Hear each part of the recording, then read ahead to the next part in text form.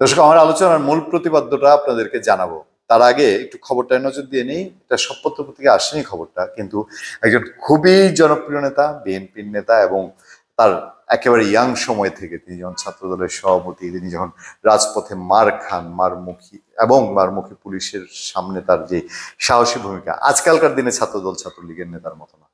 ওই পুলিশ দেখলে লেজ উঁচিয়ে ব্যানার নিয়ে দৌড় দেয়া, এই 20 সেকেন্ড 30 সেকেন্ডের ঝটিকা মিছিল করা, দুই দলের কথাই বলছি, নিষিদ্ধ ঘোষিত ছাত্রলীগ আর এর আগের আওয়ামী লীগের সময় আনঅফিসিয়ালি নিষিদ্ধ ঘোষিত ছাত্রদল আওয়ামী লীগ দিয়ে, এই দুই দলের যে টাইপের ওই যে খালি টাকার ধান্দা, কমিশনের ধান্দা, এই টাইপের নেতাদের মতো না। সেই শহীদুদ্দিন চৌধুরী এনি দেশে গণতান্ত্রিক প্রক্রিয়াকে বাধাগ্রস্ত করতে গভীর ষড়যন্ত্র চলছে বলে মন্তব্য করেছেন বিএনপি যুগ্ম মহাসচিব শহীদুদ্দিন চৌধুরী এনি। তিনি বলেছেন, একজন উপদেষ্টাকে, মাহফুজ আলমকে পানির বোতল মারা এটাও কিন্তু কম ষড়যন্ত্রের অংশ নয়। শহীদুদ্দিন চৌধুরী এনি। বিএনপির মিডিয়া উইংটায় এখন বড় স্টিয়ারিং তার হাতে। তিনি যখন এই কথা বলেন তখন কিন্তু ফেলে দেওয়ার মতো না যে পানির বোতল মারাটা এটা একটা ষড়যন্ত্রের অংশ। তার কাছে নিশ্চয়ই কোনো একটা ইনফরমেশন আছে। তিনি লক্ষ্মীপুরে কথাটা বলেছেন শুক্রবারে। তিনি বলেন, এক পক্ষকে আরেক পক্ষের সঙ্গে লাগিয়ে দিতে, একটি অস্থিতিশীল পরিস্থিতির সৃষ্টি করতে এসব করা হচ্ছে। হ্যাঁ, স্বাভাবিকভাবেই দেখেন যে এই যে পানির বোতলের ঘটনা, আমরা কিন্তু এই ঘটনা এনি ভাই বলার আগেই আমরা বেশ কিছু কন্টেন্টে বলেছি না, আপনার চোখে পড়েছে কিনা, যে এই পানির বোতলটা যে মারা হয়েছে এটাই আন্দোলনকে প্রশ্নবিদ্ধ করতে পারে। আমাদের আগের দিনের বেশ কয়েকটা কন্টেন্ট আছে রিলেটেড, আপনারা দেখে নেবেন।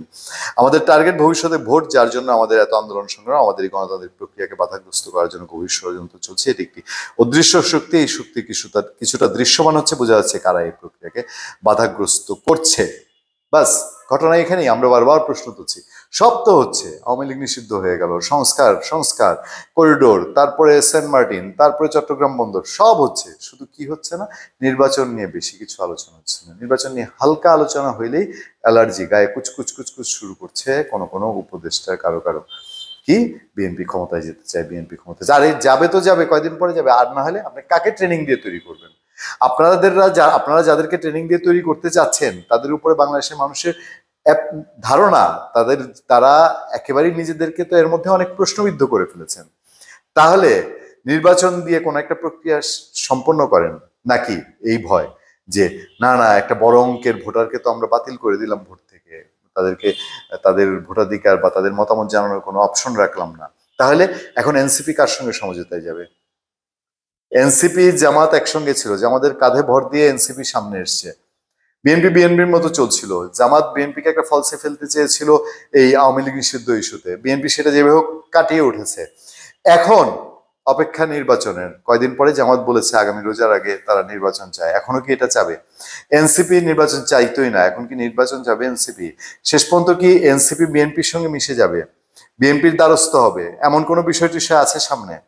দেখেন, প্যাচ কিন্তু রাজনীতিতে লাগছে, কারণ আগামী দিনে পিঠা ভাগাভাগি তো করতে হবে, রাজনীতির পিঠাভাগি। আমরা আশা ছেড়ে দিয়েছি এই দেশ নিয়ে, এই দেশের রাজনীতিবিদদের নিয়ে আশা বাংলাদেশের মানুষ ম্যাক্সিমাম ক্ষেত্রে ছেড়ে দিয়েছে। কেউ এসে আমাদেরকে একেবারে মহিরুহ হয়ে উদ্ধার করে নেবেন, এই অভিবোধয় আর কারো উপরে নাজিল হবে কিনা, কারণ দিনকে দিন দেখতে দেখতে তো যাচ্ছেই, যে যায় লঙ্কায় সেই হয় রাবণ।